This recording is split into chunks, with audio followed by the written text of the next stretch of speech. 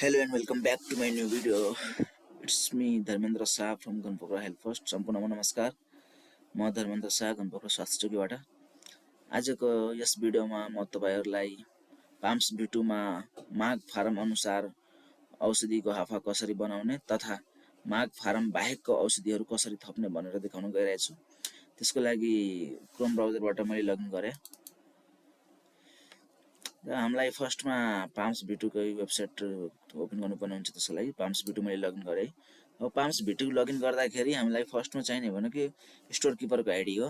So मैले store किपरको आईडीबाट login गर्दै छु अहिले। ल अब यति गरिसकेपछि अब हामीलाई यदि कुनै संस्थाले माग गरेछ भने यहाँ माग देखाउँछ हाम्रो ड्याशबोर्डमा। अहिले यहाँ देख्न सक्नुहुन्छ संस्थागत औषधिको माग भनेर यहाँ आइसकेको छ। माग गरेछ भनेर अनुरोध प्राप्तमा मैले क्लिक गरे। त्यसपछि अब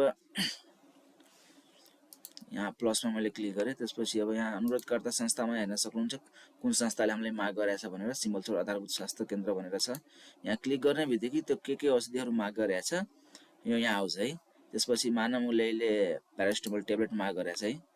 ल निर्णय 2082 9 महिना 28 गते हाले नम्बर 1 हाले। ल यति गरिसकेपछि यहाँ हेर्नुस् प्यारासिटामोल उले जस्ट यो तपाईहरुले सिकाउनको लागि मात्र म एउटा माग फर्म बनाएको हो। तपाईहरुले सरलाई यो माग फर्म पठाउनु भन्ने हो। अनि यो प्यारासिटामोल 5 ट्याब्लेट मागेको छ। यसको यहाँ कार्यको तल यहाँ एरो हेर्न सक्नुहुन्छ। यो एरोमा क्लिक गरिसकेपछि हामीसँग स्टकमा भएको जति पनि प्यारासिटामोलको छ ब्याच फरक अनुसार यहाँ आइसकेको छ अप्सनमा। हामीले अब जसरी अब उले 5 ट्याब्लेट मागेको छ संस्थाले, अब 5 ट्याब्लेट हामीले कुनबाट दिन मिल्छ कुनबाट दिने भनेर अब तपाईले एउटैबाट 5 दिन मिल्छ तपाईले यहाँबाट नि 5 दिन मिल्छ अथवा मैले यहाँबाट टोटल 5 न दिएर यहाँबाट 1 दिन्छु। यो ब्याच नम्बरबाट मैले 2 दिन्छु र यो ब्याच नम्बरबाट पनि मैले 2 दिए है। टोटल 5 पुग्यो। त्यसपछि म यहाँ एड गर्छु। एड भइसकेको छ। एड भइसकेपछि अब हामीलाई यदि यो जस्तै यो संस्थाबाट प्यारासिटामोल मात्र मागेको छ र हामीले प्यारासिटामोल मात्रै पठाउनु छ भने यति गरेर हामीले सेभल गर्न मिल्छ। अथवा यो बाहेक कुनै औषधि एक्स्ट्रा यदि थप्नु पर्ने छ भने हामी यहाँ जुन यहाँ हेर्न सक्नुहुन्छ तल यहाँ एड एक्स्ट्रा भनेर दिएको छ। यहाँ गरेर हामीले जस्तो एक्स्ट्रा थप्न मिल्छ। जस्तै मैले एउटा कुनै एक्स्ट्रा थप्न लागेको छु है। सेट्रिजिन थपे है मैले एउटा।